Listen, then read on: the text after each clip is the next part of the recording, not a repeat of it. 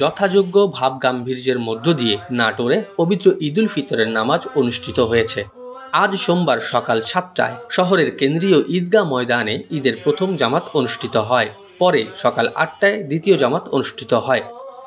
প্রথম জামাতে ইমামতি করেন আলাইপুর মার্কাজ জামে মসজিদের পেশ ইমাম আলহাজ মাওলানা মফিজুর রহমান এবং দ্বিতীয় জামাতে ইমামতি করেন কান্দিভিটা জামে মসজিদের পেশ ইমাম গোলাম মোস্তফা। কেন্দ্রীয় ঈদগাহ ময়দানে বিএনপির কেন্দ্রীয় কমিটির সদস্য অ্যাডভোকেট রুহুল কুদ্দুস তালুকদার দুলু, অতিরিক্ত জেলা প্রশাসক আবুল হায়াত সহ বিভিন্ন রাজনৈতিক দলের নেতৃবৃন্দ সহ সর্বস্তরের মানুষ ঈদের নামাজ আদায় করেন।